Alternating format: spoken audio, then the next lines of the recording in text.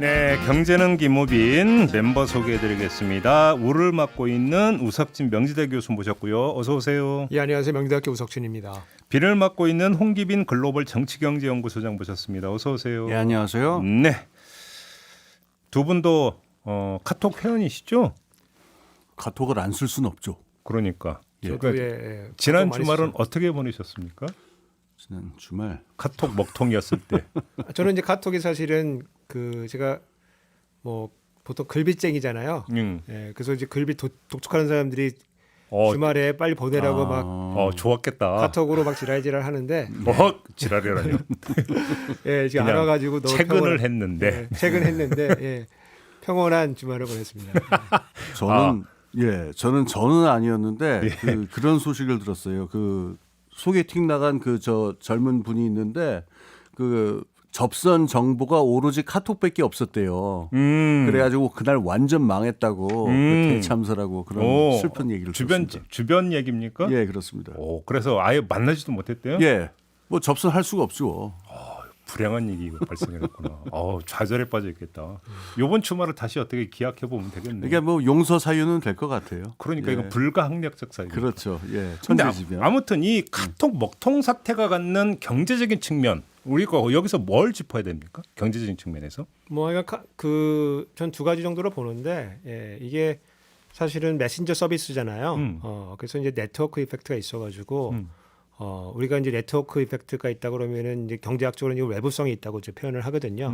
내가 하는 행동 외에도 다른 사람한테 직접 영향을 줄 수 있는 것들이 많아가지고 이게 이제 제한이 되니까 여러 가지 행동이 직접적인 효과 외에도 이 네트워크를 타고서 막 전파가 막 되거든요. 그래서 뭐 그런 게 하나가 있고 다른 하나는 이 카카오톡 이 메신저 서비스하고 카카오뱅크하고 서로 조금 달랐다라는 걸 조금 주목해 보면 될 것 같아요. 왜냐면 이제 카카오뱅크는 이제 금융이잖아요. 그렇죠. 금융은 또 금융 나름대로의 또 그 규제를 받아요. 예컨대 뭐 송수시라는 규칙이 약간 금융은 굉장히 좀 엄격하거든요. 예컨대 우리가 송금했는데 우리는 보냈는데 저쪽에서 못 받을 수도 있잖아요. 신호가 가다 끊길 수도 있고. 큰일 나죠. 큰일 나죠. 아니면 여기서는 안 보냈는데 이상한 신호가 거기 간 것처럼 될 수도 있고. 저기서 안 보냈는데 나한테 온 예. 거는 괜찮은데. 예, 그래서 이제 이게 이 프로토콜이 상당히 좀 엄격해요. 그러니까 양쪽에 다 오케이가 나야지만 트랜잭션이 하나가 거래가 하나 완성이 그렇죠. 되는 굉장히 이제 엄격한 규제를 따르고 서버나 이제 이런 보안성도 이제 2중 3중으로 백업을 하게 돼 있고. 네, 그렇기 때문에 이제 뭐 이런 먹통 사태에서도 카카오 이 서비스 자체는 상당히 국권에 오래 걸렸지만은 카카오뱅크는 이제 사실 큰 문제는 없었거든요. 그러면 카카오뱅크에는 그런 규제가 있어서 왕창 투자를 했는데 그렇죠. 나머지는 거의 그러니까 제대로 안 했다. 이 얘기로 연결이 되는 거죠.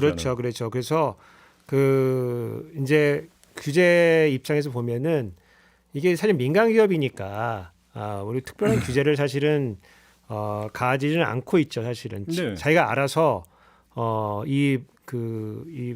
보안이나 이런 안정성을 확보하지 않으면 영업이 안 되기 때문에 사실은 이게 어떤 안정성을 확보를 해놔야 되는 건데 이게 사실은 독점화되다 보니까 경쟁이 사실은 우리나라 자체에 세지가 않아가지고 이걸 해놓지 않았던 그러나 이쪽에서는 한쪽에서는 카카오뱅크는 비슷하지만은 금융규제 때문에 뭔가 보안 조치를 해놨던 이런 것들 좀 비교해 보면서 좀 입법 사항이 있으면은 입법을 하는 것도 국민 전체의 어떤 이제 후생을 위해서도 필요한 조치인 거 아닌가? 아니 그러니까 지금 우 교수님이 민간 기업이라고 또 운영 주체는 민간 기업이지만 그 카카오 네트워크를 통해서 지금 서비스되고 있는 것 중에는 공공 부분이 사실 그렇죠. 있잖아요. 예. 우리 행정 부분의 일정이 거기에 의지하고 있다면 사실은 이거는 좀 다르게 접근해야 될 부분도 사실 있는 거잖아요. 말씀 좀 이어서 나온 말씀을 이어서 하자면요. 혹시 그런 얘기 들어보셨어요? 그러니까는 카카오 한시적 국유화론이라고. 그것도 뭐예요? 한시적으로라도 국유화를 할 필요가 있다는 얘기예요. 어디서 나온 주죠? 그러니까 일부에서 그런 얘기 합니다. 왜 그런지, 그러니까 제가 뭐 그럼 이번 먹통 사태 나오기 전부터 나왔던 얘기? 예, 그 전부터 있었고 특히 이번에 아주 뭐라 그럴까, 그러니까 목소리를 올리고 있는 얘기인데. 지금 문제는 카카오의 행태는 스타트업이고 나라에서 존재하는 존재 이유는 국가 기관 시설이에요. 그러니까 지금 김종배 선생님 말씀하신 얘기가 바로 그거거든요. 그러니까 그 뭐 사적인 개인들만 쓰는 게 아니라 이게 지금 무슨 뭐 재난 문자도 카톡으로 오고 무슨 뭐 코로나 관계된 것도 오고 뭐 이러니까. 네. 그다음에 뭐 그 신원 확인할 때 막 카카오로 네. 하고 이러니까. 그러면은 스타트업으로 지금 벌어진 사태는 스타트업에서 벌어질 수는 있는 사태예요. 그러니까는 뭐 이거의 규제의 그 스타트업이라고 하는 건 규제로부터 멀리 있다 보니까 여러 가지 빈 구석도 있을 수 있고 여러 가지 뭐 우발성이 있을 수 있는데 이게 일단 국가 기관 시설로 승급이 됐으면은 그 정도의 그 조치라든가 인프라라든가 갖춰야 되거든요. 그래서 지금 우 교수님 말씀하신 대로 이게 은행까지 하고 이럴 정도면은 이게 다행히도 그 은행은 그 나름의 그 규제가 나름대로 있으니까 이런 참변을 면했는데 네. 다른 부분에서도 국가 기관 시설 역할을 하는데 지금 어떤 그 위상은 지금 스타트업 이렇게 돼 있으니까 이걸 갖다가 무슨 사회주의라자 뭐 이런 얘기가 아니라 사람들은 국유화하면 자꾸 사회주의만 생각을 하는데 국가 기관 시설로 올라올 정도의 플랫폼이 역할을 하게 되면은 이거는 공공 차원에서 한번 정비가 필요하거든요. 그러니까 지금 국가가 나서서 관리에 들어가야 된다. 그러니까 그렇죠. 이건 그러니까 현재 경영진에 대한 어떤 응징의 차원도 있는 거고 국가가 일시적으로 지금 주가도 싸잖아요. 아 사들여라. 예, 사들이는 거죠. 국유화라는 건 몰수가 아니라. 깜짝 놀랐잖아.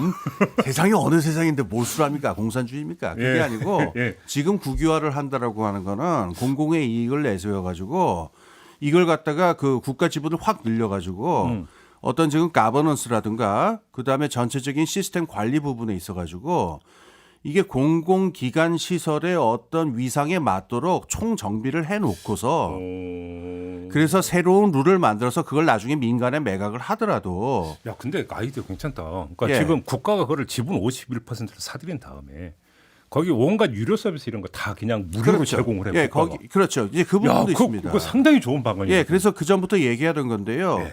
지금 이게 이 문제의 근원은 뭐냐면 이분들이 이제 스타트업에서 시작을 해가지고 요 공공기관 시설이 될 때까지의 그 굉장히 많은 그 공간이 있거든요. 여기에서 그 옳지 않게 사적인 이익으로 가져가는 부분도 있고 등등등등 있으니까 교통 정리를 한번 할 필요가 있어요. 이게 사실은 카카오만 그런 게 아니고 다른 종류의 대형 플랫폼 비즈니스들 있죠. 예. 플랫폼 비즈니스 일반에 대해서 국제적으로 나오는 얘기입니다. 그러니까 이거를 무슨 몰수는 무슨 몰수예요. 일시적으로 지분을 사들여서 근데 시가총액이 얼마나 되나? 카카오. 뭐 많기는 하겠지만은 사실 그걸로 얻을 수 있는 장기적으로 국민이 얻을 수 있는 편익에 비하면 큰 돈은 아니라고 할 수도 있죠. 우석진 교수님 이 아이디어에 대해서 어떻게 생각하세요? 저는 하여간 원래 우리 홍 박사님 의견에 대체로 동의를 하는데 요거는 좀 동의가 잘 안 되는데 왜요? 아니 제 의견은 아닙니다. 그냥 나오는 얘기입니다. 이제 이게 과연 그 국유화 그러니까 어떤 지분을 사들여 가지고 정부가 개입해서 이게 해결할 수 있는 어느 정도의 문제인가라고 보면은 그렇지는 않다고 보고 오히려 요 메신저 서비스에 있어 가지고 이 산업을 죽일 수가 있다 차라리. 왜냐면 우리가 이제 어떤 뭐 카카오톡뿐만 아니라 다른 메신저를 쓸 때 생기는 문제가 누가 이거 들여다볼 수 있다는 그 공포가 항상 있는 거거든요. 사실 그거죠. 예. 근데 이제 문제 때문에. 정부가 이제 그 어떤 지분을 사들여 가지고 여기 개입을 한다고 하면은 제일 먼저 드는 생각이 불안감. 우리 또 대통령이 또 압수수색에 또 영인 아니십니까? 대망 아니십니까? 그래서 영인이시죠. 이거를 늘 들여다볼 수 있다는 그 위험이 있기 때문에 요 사업 자체가 이제 죽을 수가 있어요. 그래서 오히려 이제 회원 탈퇴가 많아질 거다. 그렇게 될 거라고 저는 생각하고 차라리 이 마켓이 죽을 수가 있기 때문에 이거는 좋은 어프로치는 아니라고 생각하고 오히려 카카오 관련해서는 이제 문어발식 이제 확장 이런 게 문제거든요. 그렇죠. 오히려 이제 이 공정거래의 이슈에 있어가지고 이 그 메신저 서비스가 카카오가 독점할 게 아니고 다른 메신저 서비스가 들어올 수 있게 할 수 있는 그런 예컨대 뭐 기업을 분할한다든가 뭐 이런 그 공정거래 이슈에서 좀 강하게 접근을 해서 경쟁 차원에서 이런 이제 그 서비스의 안정 문제, 뭐 보안 문제 이런 것들이 개선될 수 있도록 해주는 것이 저는 그게 맞다고 생각이 좀 들어요. 그렇죠. 요 말씀 바로 이어서 말씀드릴게요. 그 국유화 아이디어가 사실 맥을 같이 하는데요. 지금 말씀하신 그 부분은 제 생각에도 중요한 문제일 것 같아요. 정보를 갖다가 국가가 이건 예민한 부분인데 이 국유화론이 바로 그 분할 매각론하고 다 있어요. 이게 지금 문제가 원래 우리가 교과서에 보면은 이걸 민영화하면 무슨 경쟁 메커니즘이 작동을 해서 효율성이 올라오고 등등인데 이게 사실상 독점이잖아요 지금. 독점일 뿐만 아니라 이걸 엄청나게 다가가서 문어발처럼 돼 있으니까 이거는 플랫폼으로서의 원래 기능이 어떤 공적으로 그 살아나는 거를 떠나가지고 시장을 부당하게 경쟁을 막는 효과가 있으니까 요걸 바로잡기 위해서라도 이걸 일단 소유권을 가져와서 이게 분할해가지고 시장을 살리는 방향으로 하고 이렇게 하자. 그래서 사실 이게 그 말씀하신 그 분할이 필요하다. 알겠습니다. 예. 이렇게 분할을 해가지고 그럼 메신저 기능 그냥 하라고 그러고 네. 카카오티 뭐 이런 거 있잖아요. 예, 예. 이런 것들은 어떻게 지분사들에서 무상 서비스 이런 거 안 될까? 부상 서비스 그럴 수도 있고 지자체로 내려보낼 수도 있죠. 그러니까 택시 기사 예. 좋고 손님 좋고 얼마나 좋아. 그렇죠. 그러니까 제 얘기는 연불보다 제밥이기 때문에. 네, 근데 그게 이제 무상이라고 하는 게 결국에는 누군가 돈을 대지 않으면 서비스가 돌아가지 않기 때문에 네. 결국에는 이제 무상이라고 한 것 뒤에는 이제 그렇죠. 다시 세금이 들어가게 되는 그렇죠. 거죠 사실은. 그렇긴 하죠. 예. 알겠습니다. 뭐 실현이 되겠어요. 그냥 하는 네. 얘기긴 한데, 근데 기업 분할은 좀 우리가 한번 좀 진지하게 좀 한번 이거 굉장히 검토해볼. 중요한 문제입니다. 그러네. 플랫폼 비즈니스에서 근데 기업 분할이 네. 되면 그러면 분할된 그 회사는 데이터 센터를 자체 구축을 해야 되는 겁니까? 어떻게 되는 겁니까?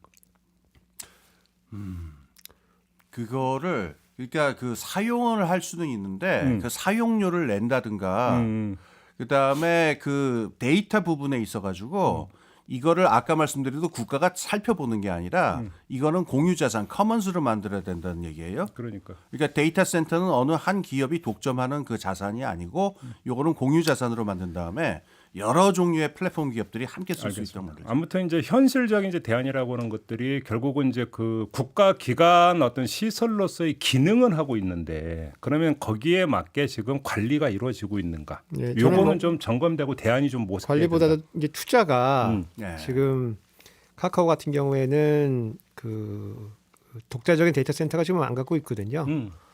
네이버는 독자적인 센터를 가지고 있는데 그러니까 저도 요번에 처음 알았는데 카카오 같은 덩치인데 자기 데이터 센터를 안 갖고 있다라는 그러니까 스타트업도 아니고. 게 뭐예요? 그러니까 이제 예. 그 이 서비스를 좀 더 고도화할 것이냐 아니면 문화발 확장을 할 것이냐라고 하는 이제 깊이와 범위에 있어가지고 그렇지. 깊이를 추구하기보다는 이제 범위를 넓혀가지고 그렇지. 요 약간 위험한 이 네트워크 요런 그런 상태에서 여러 가지 서비스만 확장을 해나간 이제 그런 상태이기 때문에 그러니까요. 조금 이제 그러한 취약점이 요번에 부각됐다. 그리고 그 대표들이 나와서 설명하는 게 뭐 전혀 이해가 안 가잖아요. 화재가 날 줄은 생각을 못했다라고 하는 거는 화재는 기본 아니겠습니까? 그 아니, 그러면 위험에 우리 있어가지고. 집도 항상 화재가 날 예. 위험이 있어서 예. 소화기를 준비하고 있는데. 예. 아이고 이 정도 하죠. 예. 네. 그래서 이제 다 속으라는 건데 참 얄팍합니다, 진짜. 네.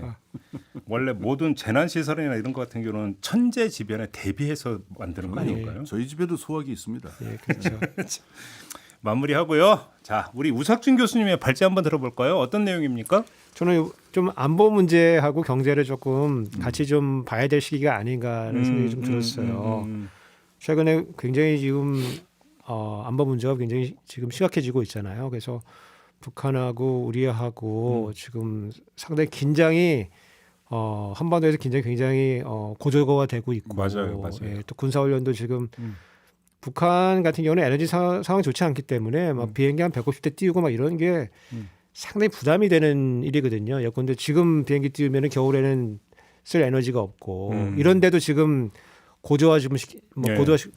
위험이 고조가 되고 있기 때문에 요거를 좀 관리할 필요가 있고 이 관리가 잘 안 되면은 소위 말하는 이제 한반도에 대한 불안 요인이 이제 코리아 디스카운트로 이제 연결이 되면서 뭐 경제에 좀 이제 부담이 되는. 근데 이제 CDS 프리미엄이라는 게 있어요. 그건 뭐예요? 그게 컨트리 디폴트 스왑인데 이게 우리나라가 이제 이제 외화 표시채, 그러니까 다른 나라 돈으로 이제 표시가 되는 채권을 발행하면 혹시 우리나라가 망할 수도 있잖아요. 그러니까 보험료를 내고 이제 그 보험을 가입할 수가 있는데 그게 CDS 프리미엄인데 네.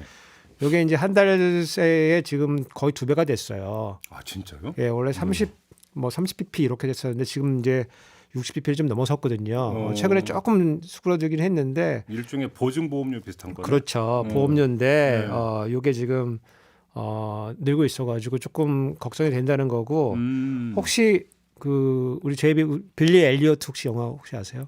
예. Hi Billy 이렇게 영국식으로. 예.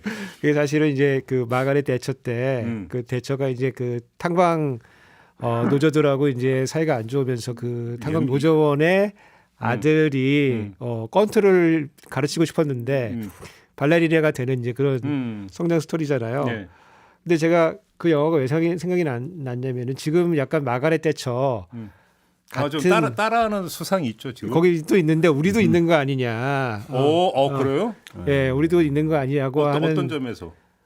그러니까 이제 그 당시에 79년도에 이제 대처가 이제 수상이 되잖아요. 수상이 되는데 이제 한 게 뭐냐면은 개인의 자유 확대, 그리고 정부의 과도한 경제 간섭 중지, 그 다음에 통화 발행의 축소, 그리고 밀턴 프리드만의 이제 통화주의 정책 이런 걸 받아들였고, 공공경비 축소, 예. 그리고 실업이 조금 올라가고 인플레이션 억제를 위한 긴축 재정하겠다. 이렇게 하면서 경제가 굉장히 어려워지고 지지도가 25%까지 막 떨어지고 그랬거든요. 지금하고 비슷하네요. 그러니까 약간 뭔가 기시감이 있잖아요. 지금 영국 총리도 그러던데. 네, 막 뭔가 기시감이 이렇게 있는데 그 대처가 이거를 이제 어떻게 극복을 하게 되냐면은 82년도에 아르헨티나하고 이제 전쟁을 벌이게 돼요. 네, 맞아요. 포클랜드 전쟁을 벌이게 되는데 그거 관련된 게 우리 1986년도에 우리 그 오랜만에 월드컵에 진출했을 때 왜 8강전에서 아르헨티나하고 잉글랜드하고 이제 축구할 때 이제 마라도나가 손으로 예, 공을 쳐가지고 골을 넣잖아 신이손. 네, 그렇죠. 이게 이제 82년도에 포클랜드 전쟁에서 아르헨티나가 영국한테 엄청 지잖아요. 그런 감정이 쌓여가지고 이기고 싶었다 우리.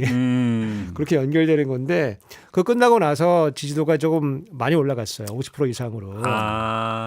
그래서 제가 갖고 있는 이제 뭐 의심은 지금 지지도를 좀 확보하기 위해서 지금 물론 불가피한 측면이 뭐 없는 건 아니지만은 좀 안보 측면에서의 이런 위험을 그냥 어떤 수준에서 관리하는 게 아니라 이렇게 올려가고 있는 거 아닌가. 그러면 정리를 하면 지금 대처 모델이라고 하는 게 이제 낮은 지지율을 어떤 안보 의제를 띄워서 올린 다음에 그렇게 해서 국정 동력을 마련해서 그다음에 이제 그래서 광부 파업이나 뭐 이런 것들 다 지나버려 버리잖아요.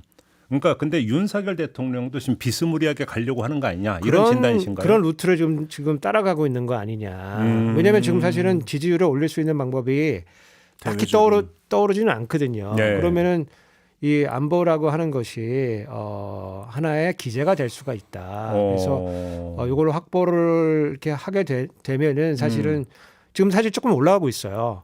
왜냐하면 안보가 불안해지면은 아무래도 그렇죠.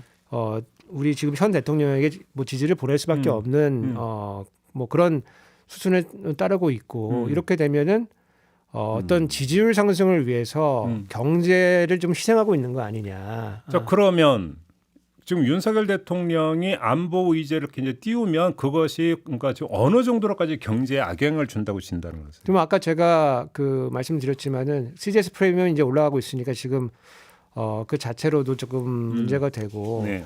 그 다음에 우리가 경제학에서는 보통 이걸 일물일가라고 하거든요. 네. 세계의 그 똑같은 지역과는 가격이 같아야 돼요. 근데 이게 가격 차이가 발생하는 이유 중에 하나가 국가 간의 위험 프리미엄이 다 다르기 때문에 발생하거든요. 근데 이게 존재하면 이제 어떤 걸로 이제 나타나게 되냐면은 금리 차이나 아니면은 환율의 차이나 환율이 원래 차이 나는 것보다 더 차이가 나게 되는 거예요. 그리고 주가. 네. 왜냐하면 이제 한반도에 이제 좀 이게 고조가 되면은 아무래도 돈을 뺄 수밖에 없거든요. 그래서 그렇죠. 원래 있어야 되는 그런 차이 외에도 코리아 디스카운트가 상당히 커질 수가 있다. 그래서 이런 것들이 단기적으로 그냥 해결이 되면은 문제가 없는데 이게 지금 위험 자체가 상당히 뭐 단기 끝날 것 같지가 않아요. 예컨대 뭐 전술핵을 가져온다더니 무슨 뭐 핵 개발을 한다더니 뭐 거기다가 더 나가서 우리도 여기서 여러분이 했지만 뭐 신냉전 구도가 지금 한 번으로 중심으로 지금 뭐 다시 이제 좀 짜이고 있는 거 아니야 이런 진단까지 지금 나오고 있는 상황이니까. 신냉전은 지금 명시가 됐어요. 그러니까. 그 미국 저 백악관에서 그 명시적으로 얘기를 했어요. 그러니까. 그래서 이제 상당히 요 프리미엄을 이 위험을 정부가 사실 관리를 해줘야 되거든요. 경제 측면에서 보면은 그렇지. 이게 어느 정도 기간 조금 지나고 나면 이제 없어지도록 관리를 해줘야 되는데 사실 지금 대결 국면으로 자꾸만 가잖아요. 몰아가고 있기 때문에 물론 그건 북한의 책임도 상당히 있지만은 지금 정부가 이 위기를 관리할 수 있는 능력이 있는가? 예. 그러니까 대응은 대응대로 하더라도 이것이 어떤 뭔가 파국 국면으로까지 치닫지 않도록 해서 뭔가 그 물밑에서 뭔가 다시 대화를 모색을 한다든지 이런 작업이 병행이 돼야 되는데 그렇죠. 이게 지금 되고 있느냐 사실 확인이 안 되고 있는 부분들이고 포착되는 게 전혀 없는 거죠. 그리고 그래서 말씀 제가 그냥 그 논평하고 싶은 말씀이 있는데 우선 그 포클랜드 문제부터 잠깐 하나 얘기할게요. 그거를 갖다가 그 유명한 농담인데 페이크 워라고 그러거든요. 실제로는 전쟁이 아니었어요. 포클랜드라고 하는 게 그 아르헨티나 영토긴 한데 아주 조그만 섬이에요. 그러니까 거기서 전쟁을 한다고 두 나라가 그냥 폼을 잡은 거고. 그러니까 서로 대포만 그러니까 폭탄만 쏜 거예요. 실제 전쟁이 아니고. 그러니까 양쪽 다 뭐냐면 양쪽 정부 다 지지율을 끌어올려야 되는 그런 상황이 있었기 때문에. 그래서 벌어진 전쟁이 그러니까는 그 하여튼 비웃음 저게 많아요. 그 핑크 플로이드라고 하는 락 그룹 그 앨범 중에 그 파이널 컷이라고 하는 앨범이 있는데 그게 이제 그걸 비웃은 앨범이거든요. 그러니까는 이 어떤 지지율을 올리기 위한 그런 전쟁의 어떤 대표적인 그 사례로 포클랜드 그게 있었다. 그 아까 말씀하신 거에 잠깐 하나 덧붙일 게 있고 지금 교수님 말씀하시는 거에 중요한 맥락이 하나 있는데 그거를 좀 처음 그 보조 설명으로 드릴게요. 옛날 90년대 용어로 피스 디비던드라고 하는 게 있었는데 평화배당금이라고 합니다. 냉전이 끝났을 적에 동아시아에서 최대 그러니까는 피스 디비던드가 그러니까는 냉전이 끝나서 평화가 왔을 적에 그걸로 다 같이 경제가 성장하면은 다 같이 이득을 보지 않느냐라고 하는 그 당시의 이데올로기를 대변하는 말이었는데 피스 디비던드라고 하는 이데올로기를 가장 잘 활용한 분이 누구냐면 김대중 전 대통령이었어요. 네. 그래서 그 아시아 태평양 시대라든가 미국 중국의 화해를 통해 가지고서 뭐 같이 번영을 하자. 거기서 뭐 남북 등등인데 우리가 기억을 해야 되는 게 한국 경제가 이 지구적인 그 지난 30년 동안 지구적 경제에서 위상을 차지하는 데는 밑에 그게 깔려 있어요. 평화배당금이 깔려 있어요. 냉전이 끝나고 탈냉전 상황이기 때문에 미국하고 중국의 그 협력 관계가 튼튼하게 함으로 그 안에서 한국 경제가 위상을 가질 수 있다라는 얘기인데 아까 말씀드린 대로 지금 뭐 제이크 설리반이라든가 이 사람이 지금 명시적으로 냉전이 다시 시작됐다 자꾸 이런 얘기를 하니까 그 제이크 설리반이라도 국가안보 보좌관이 있는데 굉장히 중요한 사람입니다. 이 사람이 얼마 전에 연설한 걸 보니까는 트루먼 옛날에 47년에 트루먼 대통령이 마셜 플랜 하면서 냉전 시작했던 얘기를 언급을 하더라고요. 이거 사실 냉전을 얘기를 하는 건데 이러면 제일 직격탄을 맞는 나라는 사실 우리나라예요. 그렇죠. 그러니까 우리들이 꼭 기억을 해야 되는 게 지난 한 30년 동안 이 평화배당금이 우리의 어떤 30년 동안 조건처럼 돼 있어서 이걸 당연한 걸로 여기는데 한반도는 냉전에서 가장 첨예한 지역이고 여기서 만약에 지난 그 김대중 대통령 이후에 한 20-30년 동안의 조건이 바뀌면은 경제 부분에서 당연히 이 프리미엄이 이게 위험 프리미엄이 나타나게 돼 있어요. 그래서 우리가 그 외교 정책을 할 적에는 굉장히 조심스럽게 해야 되는데, 그러니까 세계적인 뭐 북한이 저러고 그 미국 중국이 이러는 걸 어떻게 할 수 없다 하더라도 여기에서 한반도에서 최소한 무슨 핵무장이 벌어진다든가 남한도 핵무장을 한다든가 그러니까 이런 얘기 조심해야 됩니다. 이런 얘기 할 때마다 시장에서는 그 위기가 팍팍 올라가요. 정치인들이 이런 얘기 할 때마다. 이럴 때는 북한하고의 위기 관리 시스템을 우리가 확보하고 있다라고 하는 메시지를 계속 줘서 이게 예측 불가능한 상황은 아니다라고 하는 얘기는 확 해줘야 요 CDS 요 위험을 막을 수가 있죠. 결국 얘기를 하면 이제 지금 예를 들어서 지금의 여권은 문재인 정부의 대북 정책을 놓고 뭐 평화 위장쇼였다 뭐 이런 어떤 평가를 많이 하는데 그런 쇼라도 필요하다. 저는 그렇게 생각해요. 한반도에서. 저는 뭐 문재인 정부 시절에 여러 가지 평할 게 많긴 하지만은 지금 우리가 이 평화배당금으로 20-30년 동안 경제가 성장한 부분이 있기 때문에 갑자기 북한하고 뭐 강대강으로 핵하고 부딪히겠다. 이렇게 했을 때 이게 경제에 미치는 충격 같은 거는 한 번은 좀 생각해보고 좀 말씀들 하셨으면 좋겠어요. 그러니까요. 왜냐면 이제 우리 말씀하세요. 경제 같은 경우는 뭐 지난 한 10여 년 동안 굉장히 번영을 해왔잖아요. 그래서 관리가 안 됐을 경우에 이제 우리가 잃어버릴 것들이 많기 때문에 뭐 우리가 뭐 기세 세우는 것도 좋지만은 어떻게 관리해 나갈 것인가라고 하는 그런 측면에서 그렇죠. 그 한번 외교 안보 이런 정책도 우리 경제는 안보라고 뭐 안보는 경제다 경제는 안보다 뭐 그런 얘기 많이 했잖아요. 이 자리에서 많이 했죠. 그러니까 그거 취지를 살려가지고 그렇죠. 예. 한쪽으로 달리지 말고 경제 측면도 생각해 보시면서 그러니까요. 했으면 좋은데 걱정이 좀 되는 게 우리 이제 검사들이 많이 이제 국가 요직으로 많이 들어가 있는데 과연 검사들이 이런 것들을 고려하면서 할 수 있는 통치 능력이 예. 있는 거냐. 왜 걱정이 되냐면은 검사들이 이제 평생 이제 강제 수사 이 건을 가지고 사실은 권력을 쥐어온 거잖아요. 네. 뭐 압수수색하고 뭐 체포하고 소환하고 뭐 이런 걸로 해왔는데 그것이 국제 정세는 그렇게 되는 게 아니거든요.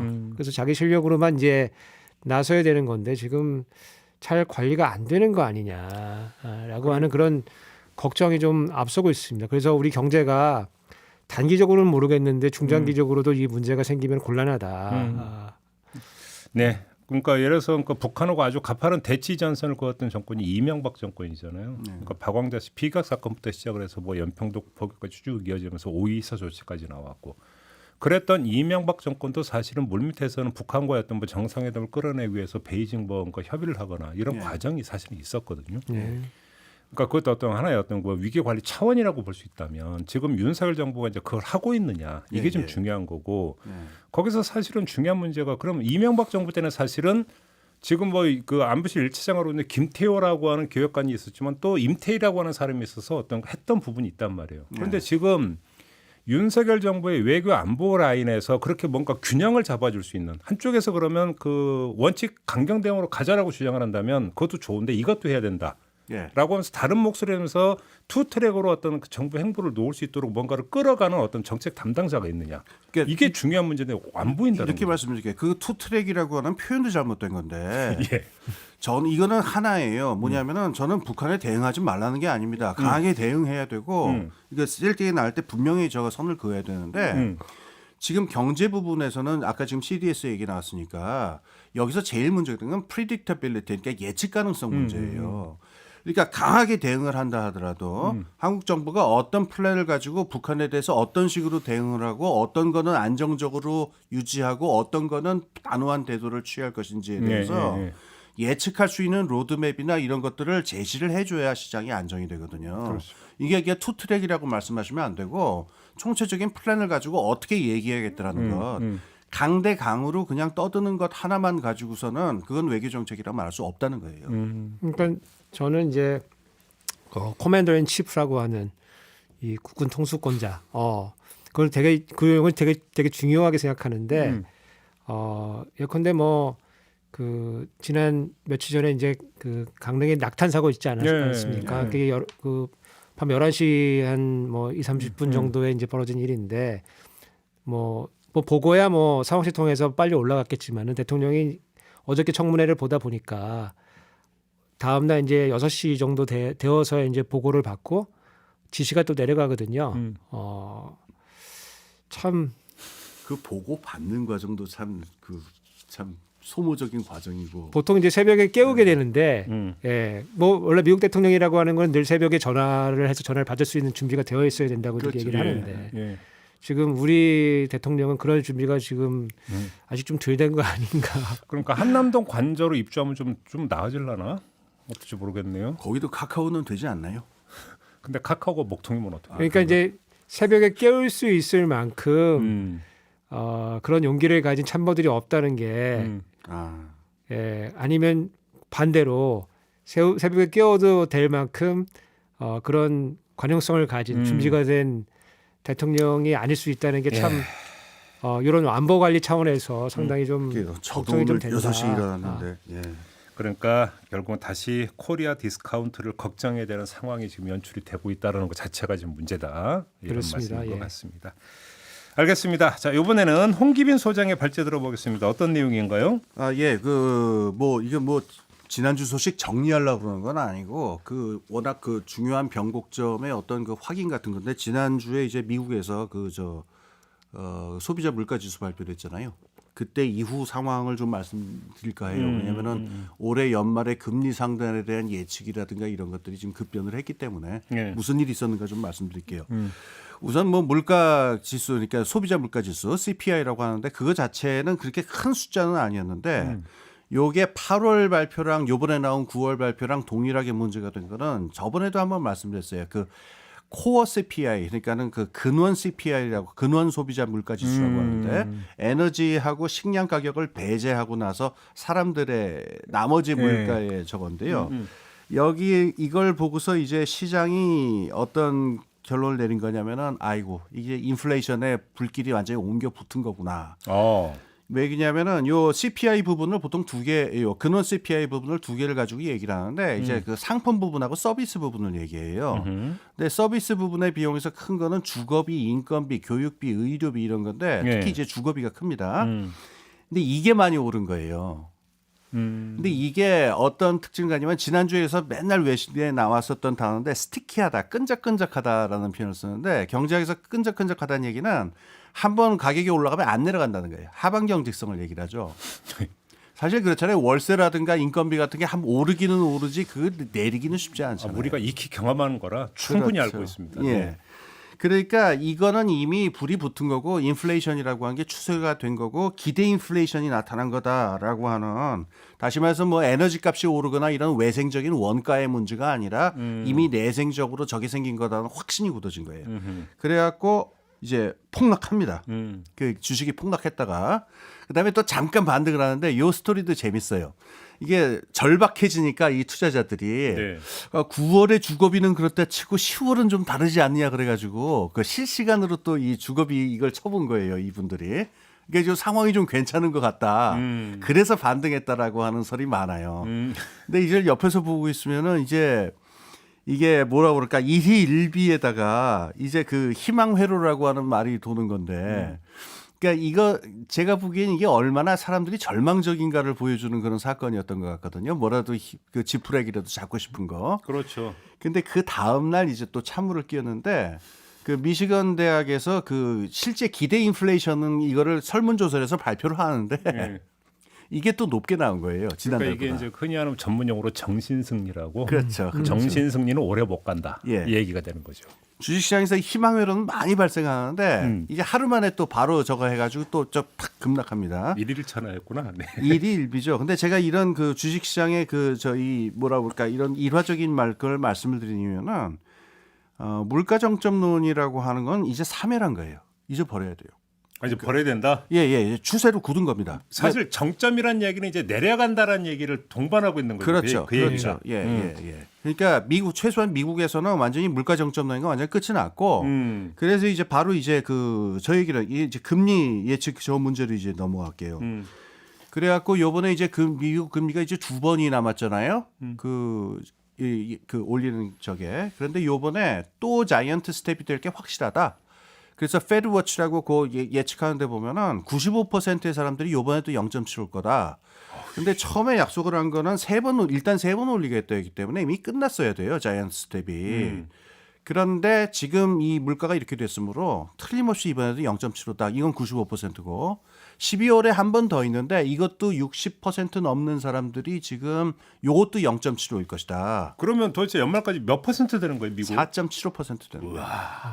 그리고 이제 내년 이걸로 끝이 아니고 내년 1월에도 이 추세가 계속될 거니까 여기에서는 사람들이 그래도 계속 금리 인상 기준이니까 0.25 또 가지 않겠냐 그러는데 바클레이스 같은 데에서는 또 0.5일 것이다.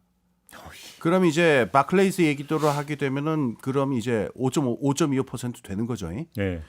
그러니까 지금 어떤 고금리 고달러의 기조라고 하는 거는 미국에서는 최소한 내년 상반기까지는 완전히 굳어진 상태니까 그 물가 정점론 얘기는 좀 그만했으면 좋겠어요. 정말.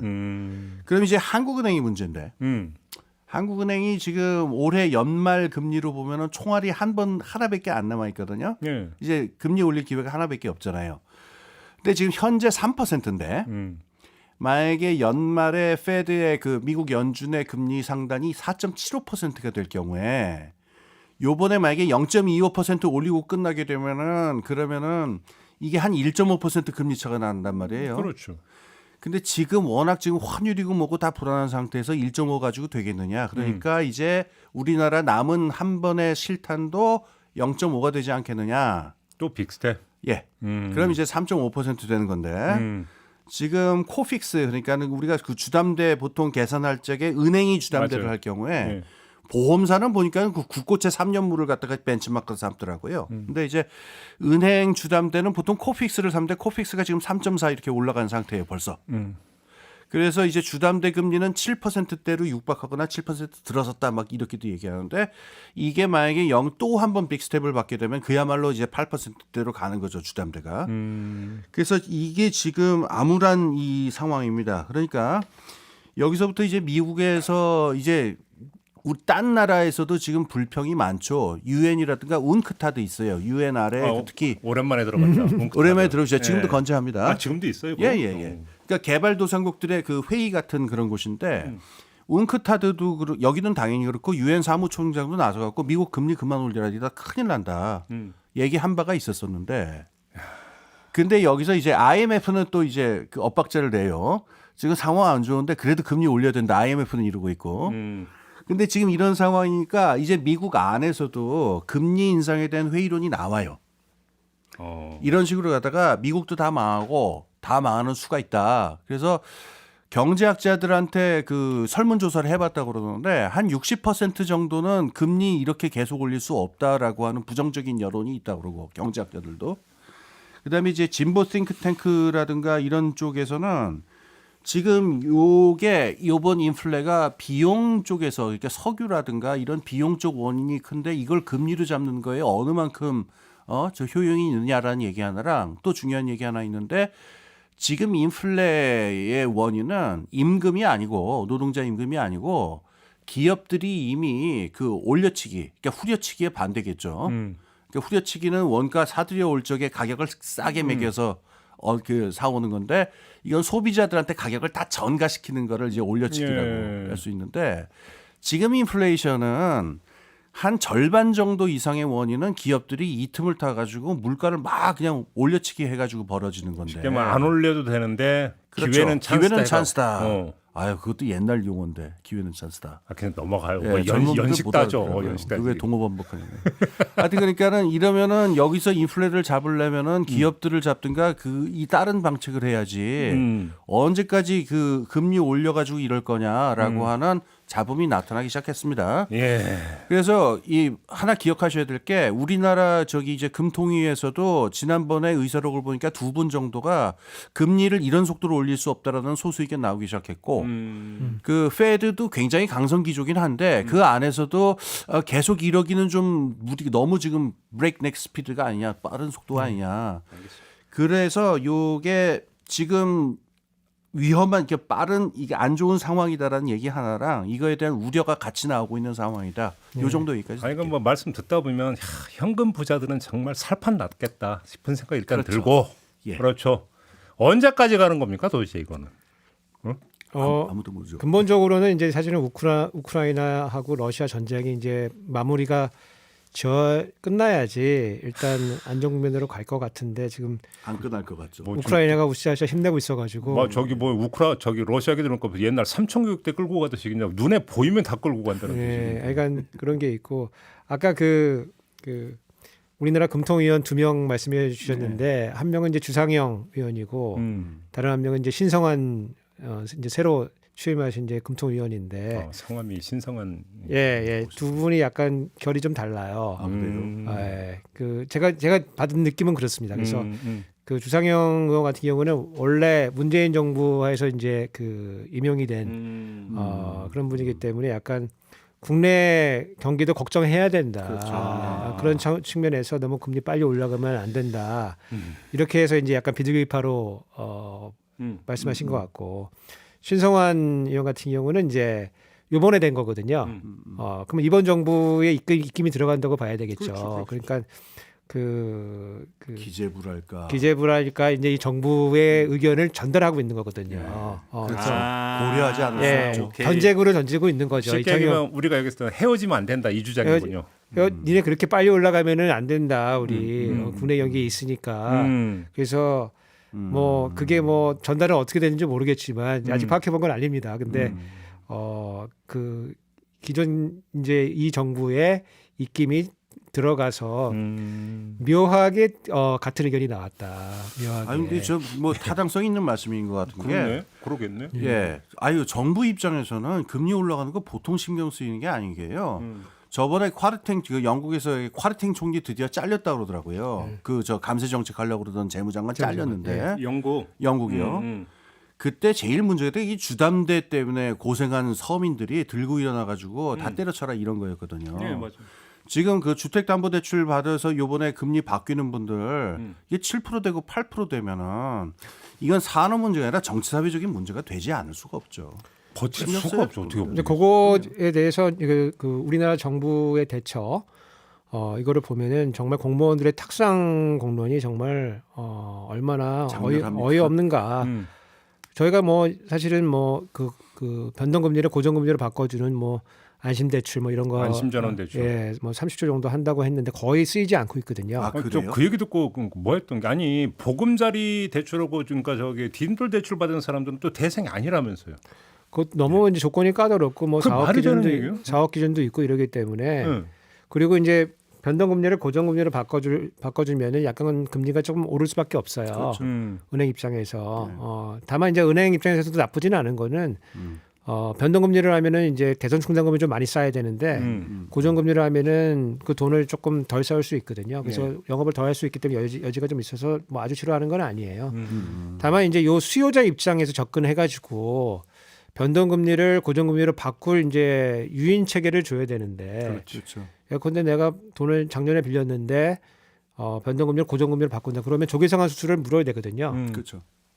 그러니까 이제 젊은 이제 친구들이 이제 계산해 보니까 뭐 변동 그 바꿀 때 조기상환 수수료 몇백만 원 내고 내가 고정금리로 가면은 금리 또 올라가고 그럼 내가 뭐 굳이 갈 필요가 있나? 잠깐만 그러면 엊그저께 이재명 대표가 가계부채 3법인가 그 처리했다고 지금 페이스북에 올린 걸 보셨죠? 그건 어떻게 평가하세요? 저는 뭐 자세히 뭐 그걸 저도 뭐 자세히 못 봤습니다. 예. 그러니까 이제 어차피 지금 이 추세에서 금융 약자들이 상당히 심각하니까 관련 3법을 우선 처리하겠다. 그래서 뭔가 금리 폭리 방지법이나 뭐 이런 것들 세 가지가 있어요. 이걸 우선 처리하겠다. 이렇게 이제 밝히고 나선 거죠. 뭐 저도 그 자세히 보지 않아 가지고 제가 좀 코멘트 드리기 좀 그런데 이게 이제 수요 친화적으로 해야 된다는 거죠. 그렇죠. 내가 이거를 한다고 정부가 내세우는 것이 중요한 게 아니고 이 수요를 잘 보고 정책이 작동할 수 있게끔 해줘야 되는데 그렇지. 최근까지 나온 이 고금리에 대응하는 이 취약차주들에 대한 대처라고 하는 것이 그냥 생색내기 그리고 우리 그냥 이거 했다라고 하는 근본적인 그리고 실질적인 그 처방이 되지 않기 때문에 취약차주들에 대한 보호가 지금 안 되고 있는 게 지금 현실이거든요. 그러니까요. 더군다나 우리 지금 제가 여러 번 말씀드렸지만은 이 정부의 재정이라고 하는 게 지금 사실은 상당히 위험한 지경에 있기 때문에 정부가 뭐 할 수 있는 게 없어요.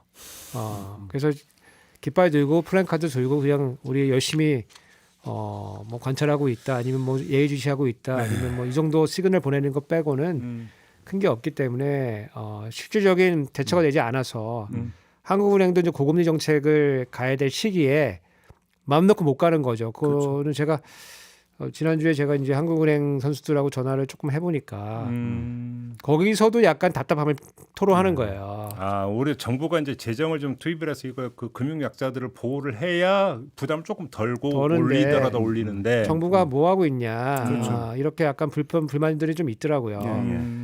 그것은 이제 또 어디까지 확정이 되는 거냐면은 기존에 이제 한국은행이 이런 식으로 의견 표명하고 이러지는 않았어요. 한국은행 조용히 그냥 금리만 요것만 했는데 이창용 총재가 오면서 금리 정책뿐만 아니고 이 거시 경제 전반에 대한 자신감이 생긴 것 같아요. 한국은행이. 예, 그래서 전체를 보면서 우리가 가야 된다. 그러니까 거기에 대한 얘기도 특히 재정 정책에 대한 얘기도 이제 총재도 그런 얘기를 하고 그리고 이제 이 아랫단에서도 그런 보고서들을 막 내고 의견을 표출하고 그런 와중에 이 재정 정책에 대한 전반적인 재정 정책은 증가하는 건 좋지는 않아요. 인플레이션 국면이기 때문에 다만 취약차주들에 대한 타겟된 정책은 반드시 필요한 내용적으로. 거거든요. 그렇죠. 근데 네. 거기에 대해서 너무 민기적거리고 말만 하고 그러니까. 있기 때문에 그러니까. 한국은행도 사실은 저금리 정책한 원자가 있잖아요. 예. 예, 돈 빌려준 원자가 있기 때문에 그게 금리가 올라갔을 때 생길 수 있는 금융 불안정성에 대한 걱정이 있는 거거든요. 예. 그래서 이게 저도 그냥 요 말씀만 좀 덧붙일게요. 그러니까 저도 그 디테일을 모르니까는 뭐 그렇게 자세히 논평할 수는 없는데 좀 주목해서 봐야 될 포인트는 있습니다.